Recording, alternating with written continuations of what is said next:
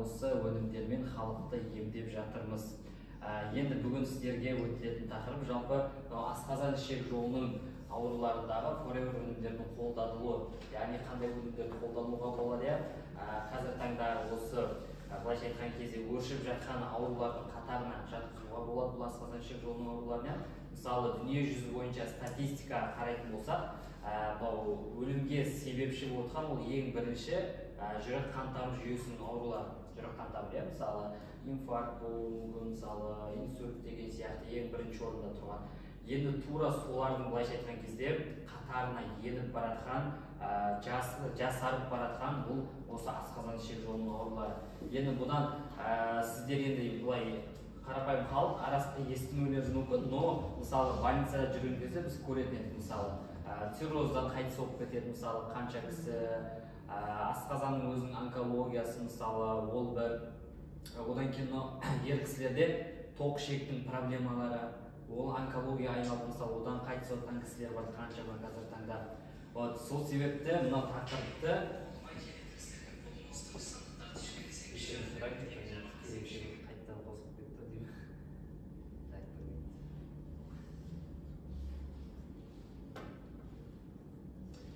енді тура сондай жағдайға жеткізбеу үшін мына өнімдерді дұрыс түсініп алыңыздар, чтобы сол аурулар жайлы шамалы болса да ақпарат алыңыздар. Енді бүйтіп ол аурудың патогенезі, этиологиясы бүйтіп қатты білудің қажеті жоқ, чтобы шамалы айналамызда болып жатқан жағдайларға қарай отырып, соны шамалы біліп алсақ, чтобы сол аурудың алдын алуға немесе емдеуге сол ауру сізде болатын болса, дұрыс жеңіл болады. Тек қана өзіңіз емес, жалпы отбасыңыздың денсаулығын реттеп отыруға болады.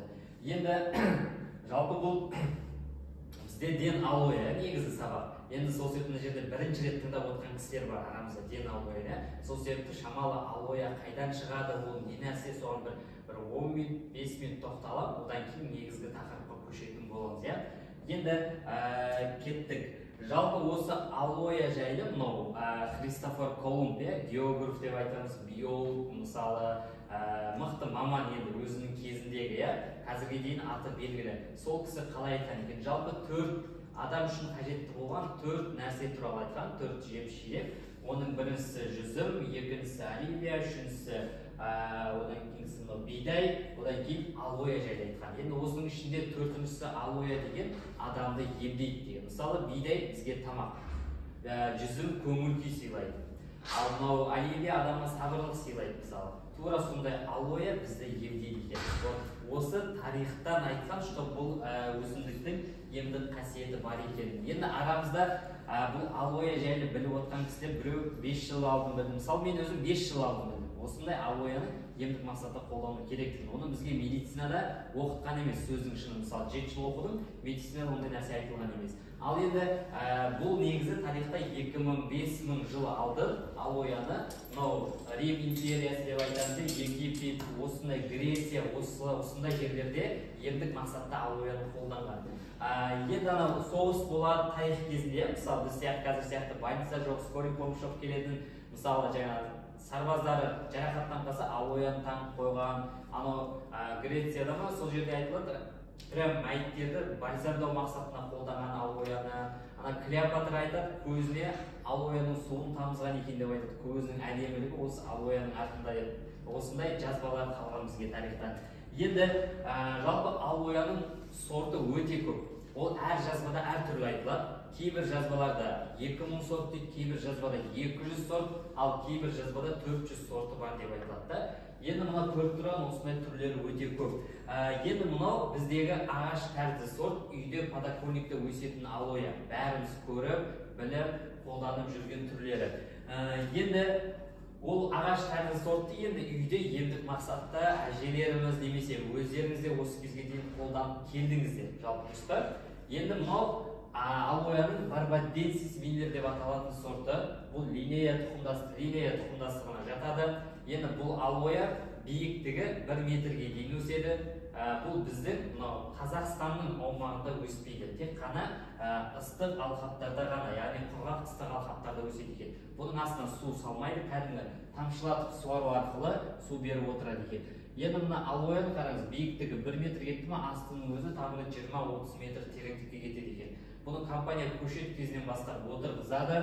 Кәдімгі мына көшет егеміз ғой, көктем кезінде тура сондай отырғызады. Одан кейін 4 жылға дейін баптайды.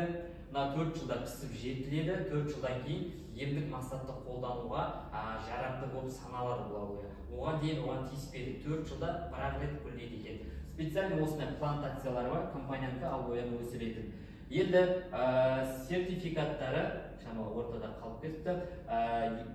Айта салайын, сертификаттары енді мынау алоэ құрамдасы берген сертификат, осы продукцияға, алоэға жалпы, одан кейін кошерный знак, еврей халқының берген сертификаты, халал сертификаты, 6 араб мемлекеттері беріп отқан сертификат, одан кейін жануарларға тест жүргізілмейді дейді. Аптекадағы дәрі сияқты мынау өнімді лабораторияда тексерудің қажеті жоқ. Нәресте туылды ма, ертеңден бастап өнімді ішкізе берсеңіздер болады. Мен тек қана бұны теория күйінде сіздерге айтпаймын, практика ретінде өзімізде қолданып көрдік бұл нәрсені. Мысалы, 2 бала бар үйде, үлкенінен 20 күнінен бастап, кішкентайынан 2 күнінен бастап өнімдерді қолданып келе жатыр. Ол ешқандай балада побочный эффект беру, немесе бір аллергия беру, ондай проблема болмайды. Сөйтіп келетін кісілер енді ол какой-то бір баласында денсаулығында бір проблема болса, если ол алоэ шамалы авастрийді береді, сол ғана болды. Одан кейін ISO сертификат тоже за качество берілген. Енді дүние жүзінде осындай алоэны өсіретін плантациялардың 90% осы Forever компаниясына тиісті екен. Жалпы оны қай жерде өсіреді? Америка, Аризона штат, Феникста, Мексика и Доминиканская республикада. Өйткені ол жердегі ауа райы ыстық болады. Біздікі сияқты қыс, қар деген тема жоқ. Ауа райы ыстық болуына байланысты сол біздің алоэ именно сондай ауа райында жақсы өсіп пісіп жетіледі екен. Енді бұл алоэның плантацияға астына пестицид, гербицид деген заттар салынбайды. Сыртында кожура қабығы бар ғой, соның өзіне удобрение ретінде салады екен. И ортаға біз көрсеткенбіз, естеріңізде болса, ешкілері бар, компанияның өзі бағатын, соны ортаға жаятын, ортада арам шөпті жейді, құмалақ тастайды, табиғи жолмен удобрение жасап отырады осылай. Енді ары қарай мына алоэны бағана айтып кеттім ғой, үйдегі алоэны қолданбаймыз деп. Енді қараңыздар, салыстырмалы екеуін мен сіздерге айтып кетейін. Жалпы үйдегі алоэ мен бұл алоэның айырмашылығы. Қазір таңда адамдарда мынандай түсінік бар, алоэ ішсең онкология боласың, клеткаңды оятып тастайды екен, ішпе, құрсын, миома болса бірдеңе болып кетеді деген сияқты әртүрлі осындай, короче, халық айта береді. Ана жерден естіген, ана жерден оқып алған әртүрлі. Негізі түпкі несі зерттейтін болсаңыздар мынандай нәрсе. Үйдегі алоэ ішке қолдануға болмайды, оны тек қана сыртта ғана қолданасыз. Себебі ол алоэ ащы болады. Кім дәмін көрген болса арамызда? Бар ма жеп көргендер? Бар ма? Ащы бола ма дәм? Оны балға араластырып қолданған дұрыс па? Не үшін ащы болады? Өйткені оның мияктында аланин деген зат бар. Сол нәрсенің есебінен ол ащы болады екен. Енді ол не істейді аланин? Аланин ішке түскен кезде ішектің тітірген синдромы, жалпы асқазан ішек жолында басқа да әртүрлі бір көздің побочный эффектін беруі мүмкін. Именно сол аланин. Ал енді мынау біздің алоэда барбаденсис миллер сортында қараңыздар. Аланин тек қана сыртында қабығында болады. Ортасындағы мияктықта аланин болмайды екен. Сол себепті компания өнімге сыртында қабығын қоспайды, тек қана мияктықты қосып дайындап береді бізге. Енді сол себепті мына алоэны смело қолдануға, смело ішке ішуге болады. Қорқып нетудің қажеті жоқ. Ал бағана үйдегі алоэны оны тек қана сіздер сыртқа ғана қолдана аласыздар. Болды, ішке ішуге болмайды ол сорттарды. Соны дұрыс түсіну керек. Енді жалпы осы Нью-Йоркта осындай бат өнімдер зерттейтін, именно осындай өнімдер ішке ішуге бола ма, жоқ па, сондай бір тест орталық бар екен, дүние жүзіне қарайтын. Сол тест орталығы осы алоэ біздің Сарбачомкада тест жасап берген, именно ішке бола ма, жоқ па, 100% рұқсат ішке ішуге болады өнімді. Кейбіреулер келіп сұрайды, сыртқа жағамыз ба, не істейміз, крем ба деп, жоқ, кәдімгі ішке ішетін натуральный фреш. Енді ары қарай құрамында не болады жалпы? Қараңыздар, құрамы өте күрделі.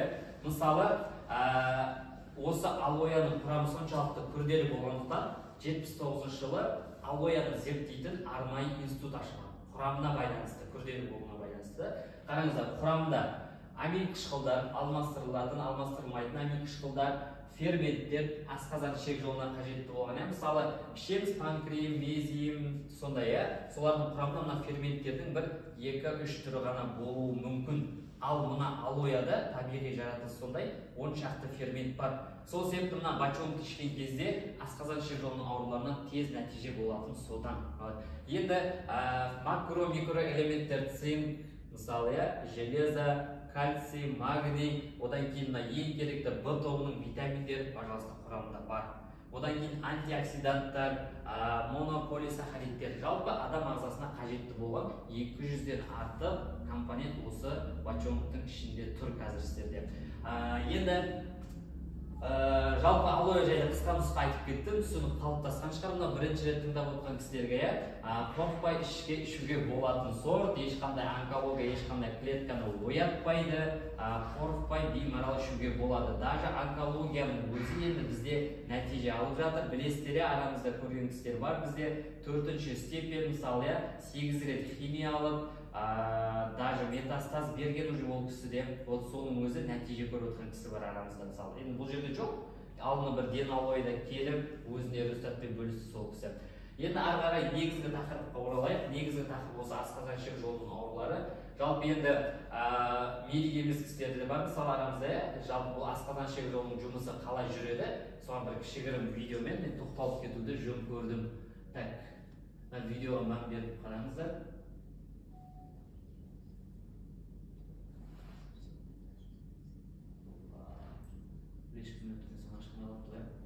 Жалпы адам тамақты бастаған кезде, мысалы нан болсын, картоп болсын, алма болсын, бірінші тіспен бөліп аламыз, ауызға саламыз, дұрыс па? Ол ауызда өзі бөлінетін сөл бар. Ол тамақты суландырады. Былайша айтқан кезде, уже шамалы болса да құрақ тамақ су араласып, не бола бастайды, қайтады. Олар бола бастайды да, уже одан кейін тіл арқылы артқа қарай айдайды. Қызыл өңеш арқылы асқазанға барады. Асқазан мен қызыл өңештің ортасында сфинктер болады бізде, сфинктер. Кардиалды сфинктер деп айтылады, өйткені жүрекке жақын болуына байланысты.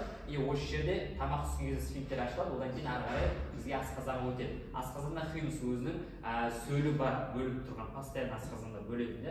Вот сол сөлмен араласады ол, одан кейін тамақ сол жерде қорытылады, майдаланады, одан кейін 12 келешекке өтеді, одан кейін 12 келешекте бізге сырт ары қарай неден өт, одан кейін ұйқы безінен өзінің сөлдері бөліп тұрады. Өт бөлінеді, плюс мына жақтан ұйқы безінің сөл штабы майлы тамақтың қорытылуына көмектеседі.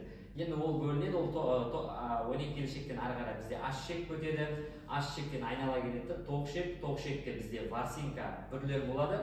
Сіз көрсетеміз ғой, постоянно сіздерге естелген болсаңыз. Мынандай ішектің қабырғасы деп алатын болсаңыз, мынандай бүрлер болады.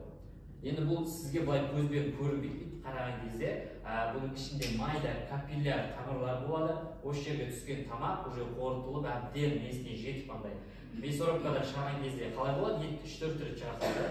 Тура сондай нәрсе мына жерге келіп тұрады. Осы жерден қан тамырлары арқылы сіңеді, бүкіл ағзаға таралып отырады. Қалған қалды тікшек арқылы ары қарай сыртқа шығып отыратын болады. Енді жалпы асқазан ішек жолының қандай аурулары бар, қазір таңда?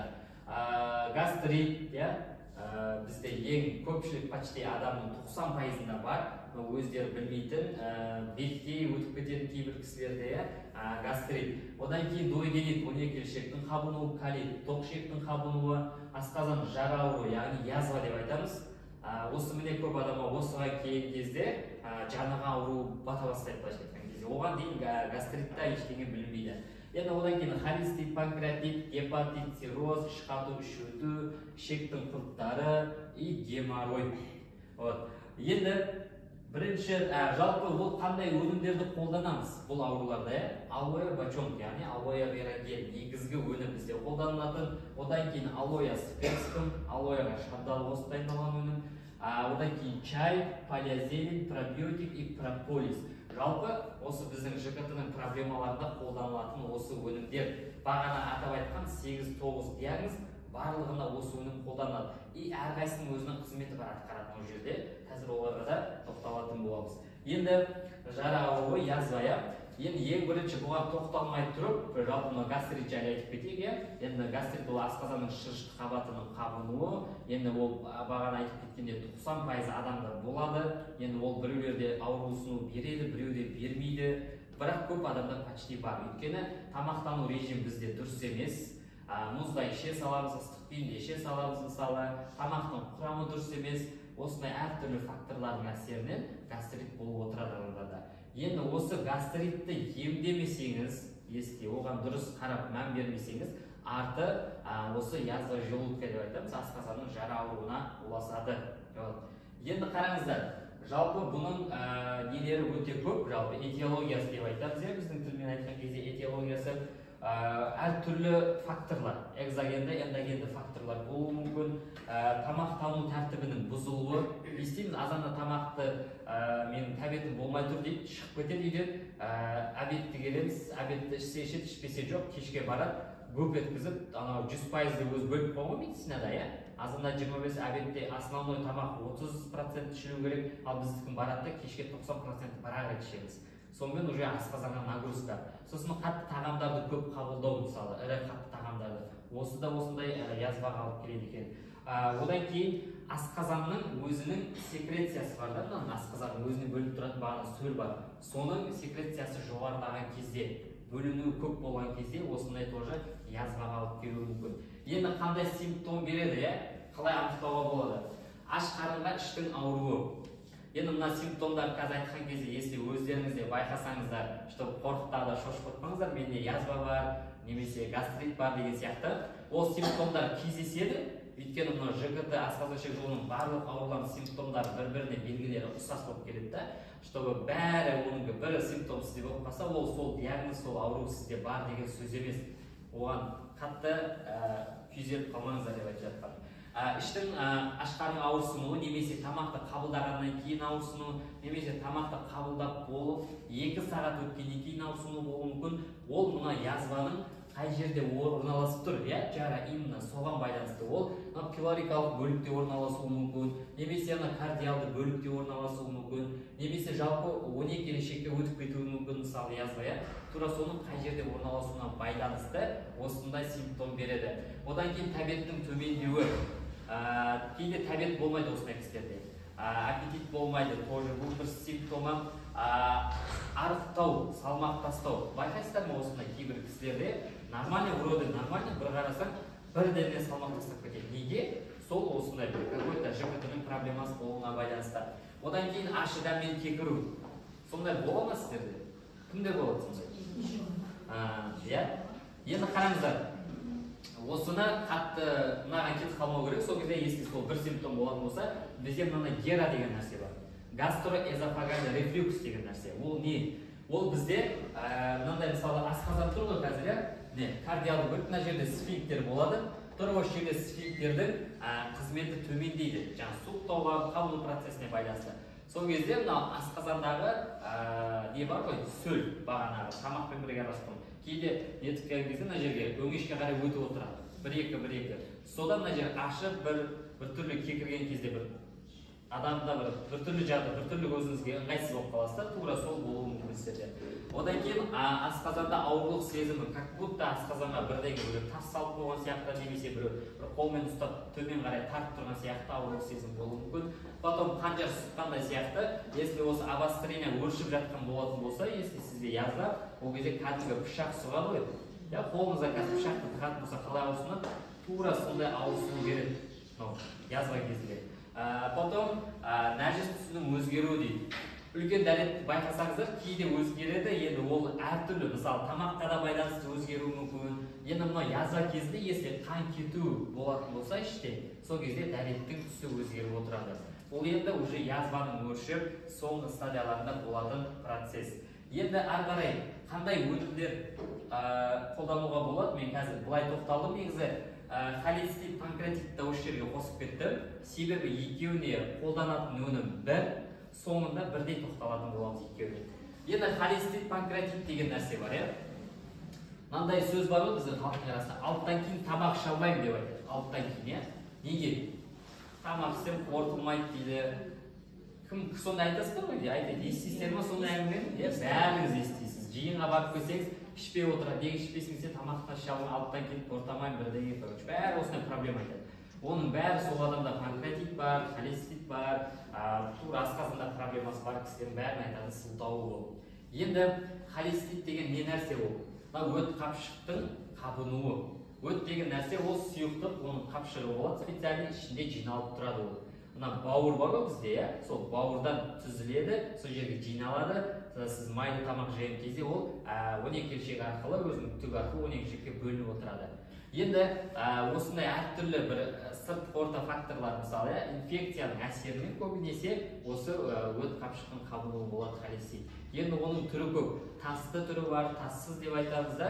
Енді тасты түрі деген уже тас бағана өттің іркілу әсерінен тасқа айналады. Инфекция қосылады, ана жерде өт іркіліп дұрыстанбай жатыр. Ол кейбір кісілерде мысалы түтіктің қисаюы, түтіктің бір қазір таңда мынандай естіп жатырмыз, түтікте прям киста болып қалуы, түтікті басқа органдар қысып қоюы мүмкін, осының да әсерінен болады да. Енді бұның симптомдары қандай? Майлы тамақтан соң оң жақ қабырғасының ауырсынуы. Бар ма сондай симптом? Кімде бар? Жоқ, өзіңізде, мен өздеріңізден сұрағанмын. Естуді, так естиміз, ол 90%. Бар ма сізде бұрын? Бар. Қазір ше? Жоқ. Продукция іштіңіз ба? Иә.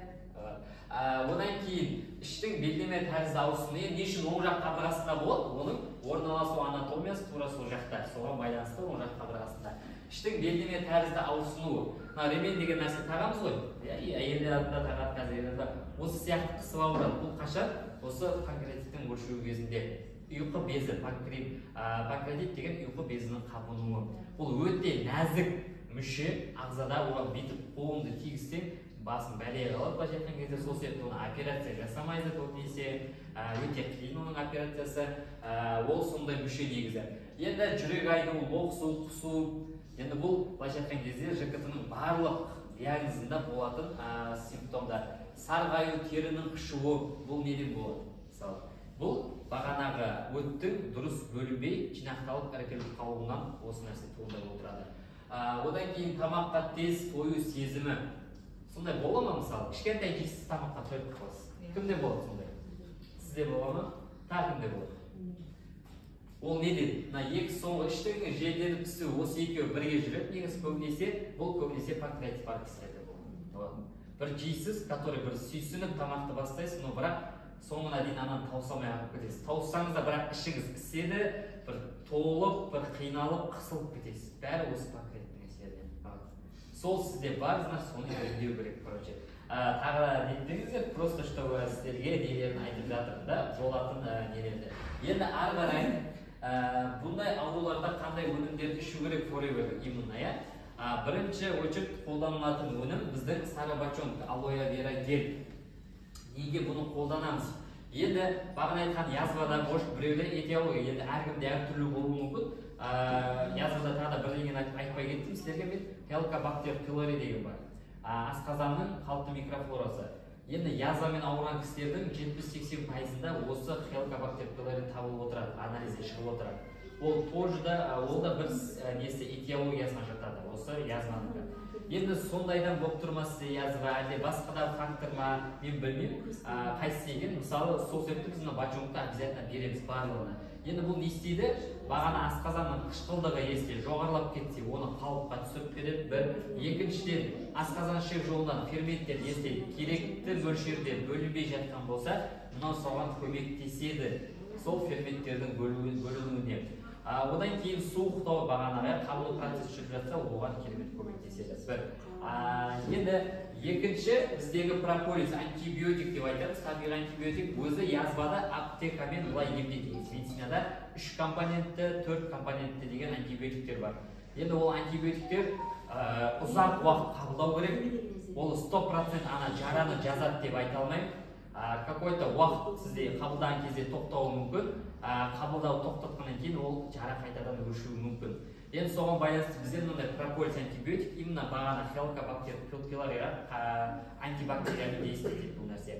Одан кейін мысалы денол деген нәрсе естисіздер ғой, язвада омепразол, осындай дәрілерді көп қабылдайды мысалы язва кезінде, алғаш кезде соны тағайындап отырады врачтар. Неге не істейді ол? Ол асқазанға түскен кезде жараның бетін просто пленка ретінде пленка түзеді, беті жабылады. Одан кейін бір сіздің жаныңыз рахаттанған сияқты болады. Неге? Мына жерге уже ешқандай тамақ та түспейді, жаңағы асқазанның сөліне тимейді, ана жер пленкамен жабылып тұр просто. ол сырттан ыстық тамақ түседі, әртүрлі тамақ көргенде үш рет тамақтанаса, сонымен ана пленка бір уақыт, бір білмеймін енді қанша күн тұрады, қайтадан ашылып кетеді ол нәрсе. Бұл қайтадан ашылып кетеді ол нәрсе. Одан кейін язғаңыз қайтадан өше бастайды. Енді сол кезде мына бочонок істейді, қараңыздар. Мына бочонок істейді сол кезде. Мына бочонок именно бағана құрамында ациманан деген зат бар. Алояның құрамында ациманан деген зат. Осы жерге бағанағы жараны ациманы регенерация жасап береді. Қайта орнына келтіреді. Ол жерде клеткалар өліп қалды ғой, мысалы язғаның әсерінен, жараның әсерінен клеткалар өліп қалды. Соның регенерация болып қайта орнына келуіне көмектеседі құрамындағы ациманан деген зат. Мысалы біздің желені бір кесіп алған жерге жағып қойсаңыз тез жазып кетеді ғой, не үшін? Тоже құрамында ациманан бар да, тура сол процесс біздің асқазанда жүреді. Қышқылдығын реттеп отырып, уже ана жерге керекті нелерді береді, өзінің құрамындағы компоненттерді, плюс бағана жараның регенерация болуына көмектеседі. Енді чай не үшін қосылған? Именно мынау біздің холецистте өте керекті зат ол, өте керекті өнім. Себебі біздің чайдың құрамында алояның гүлі плюс 45 түрлі емдік қасиеті бар шөптер қосып дайындалады. Енді ол имбирь бар, ромашка бар, кардамон бар, душистый жерез, итальянский укроп деп айтады. Енді мен өзімде ол 40 түрлі шөптің бір 10 шақтысын ғана өзім былай оқып көрген сөздің шыны да, одан бөлек қанша түрі бар. Енді ол әрқайсысы шөптің өзінің атқаратын тағы да қызметтері бар. Мысалы біреу асқазанның түтілген синдромын тоқтатады, біреу асқазанда спазм болса оны жойып отырады. Енді негізгі қызметі желчегоны, яғни өт айдаушы қызмет атқарады. Бағана өт іркіліп тұр, қапшықтар сыртқа шықпай жатыр, ана чайды ішесіз, ана өттің дұрыс уақытылы бөлініп отыруын реттеп, соны дұрыстап отырады екен. Если өт нормально бөлініп отырып, ана жерде іркіліс болмаса, ешқандай ана жерде жаңағы инфекция нетпейді, отырып қалмайды, тасқа айналмайды былайша айтқан кезде ішіндегі өт. Бізде қашан тас болады, іркіліп қалғандықтан тасқа айналып кетеді ол жер. Одан кейінгісі біздегі төртінші өнім қолданылатын бұл пробиотик. Пробиотикті қосу себебіміз бізде өт дұрыс тамбағандықтан холецистит кезінде іште қату, яғни запор болады, іш қату. Дұрыс па? Білесіздер ғой, запор, іш қату. Осы не үшін? Өйткені ана өт бөлінген кезде үлкен дәрет, как эмулгатор қызмет атқарады, сыртқа айдап шығаруға, майлап, ананы қозғатып тұруға көмектесетін сұйықтық болып саналады өт. Ал ол дұрыс бөлінбей жатыр, уже бізде запор болады. Кейбіреулерде понос болады, язваның әсерінен. Ол әртүрлі симптом, бірақ сол барлығы сол ЖКТ-ның проблемасынан болатын симптомдар. Осындай кезде біз міндетті түрде пробиотикті қосып беріп отырамыз осы язваның жалпы холецистит, панкреатит и язва кезінде. Түсінікті ғой, енді панкреатит кезінде тоже мына өнім, өйткені құрамында бағанағы ферменттерді көрсетіп кеттім басындағы суретте, липаза, амилаза, қандай бар, барлығы осының құрамында бар. Сол себепті мына өнім панкреатит кезінде керемет болысып жатыр. Енді ары қарай біздегі олар гепатит, цирроз деген нәрсе. Жалпы гепатитті әркім әртүрлі түсінеді. Енді біреулер просто сарау деп айтып кеткен, мысалы, әркім әртүрлі қалыптасқан халықтың ішінде. Енді оның түрлері өте көп. Жалпы гепатит деген бұл бауырдың өзі полиэтиологиялық ауру деп айтамыз, этиологиясы көп оның. Бауырдың диффуздық қабыну процесі жалпы, бауырда болатын ауру. Енді оның инфекциялық түрі болады, одан кейін токсикалық түрі болады. Осында екі түрін ажыратқан жалпы. Енді инфекциялық түр деген бәріміз білеміз, А, Б, С, Д деген түрлерін естиміз ғой, тура сол түрлері. Енді осы түрінің өзі бөлінеді, мысалы біреуі қан арқылы жұғады, біреуі алиментарный жолмен жұғып отырады. Мысалы бұрын көп айтады, қолыңды жуып же, бірдеңе жеміс жидек жесеңе оны жуып жеу керек деп, мысалы. Соның бәрі негізі дұрыс не да, бізге берген тәрбие. Потому что бағанағы гепатиттің, қазір айтып сіздерге А түрі, А және Е түрі осы алиментарлы жолмен жұғады. Бағанағы тамақты дұрыс жеміс жидектер жумаудың әсерінен, қолды сырттан келесі тамақ ішу, бала сырттан ойнап келеді, тамақ іше салады, қолы лас болуы мүмкін, қолына әртүрлі не болады, осы алиментарлы жолмен жұғып отырады, гепатиттің осы түрі. Одан кейінгісі Б түрі, бұл қан арқылы жұғады. Ана процедурныйда бір ғана шприцті қолдану, маникюр, педикюр деп айтама, қыздар сондайдан жұғуы мүмкін. Сосын наркомандарда көп болады ол нәрсе, мысалы жыныстық қатынас кезінде жұғуы мүмкін ол түрі, мысалы анадан балаға, стоматологияда дұрыс кім айтты, тістеп стоматология кезінде жұғуы мүмкін ол нәрсе, сондай түрлері өте көп. Енді осы гепатитті емдемегеннің артында бізде ол циррозға ұласады. Енді ол жалпы гепатит кезінде болатын вирустар негізі қалыпты жағдайда болады, просто оның титрін жоғарылатып алмауымыз керек.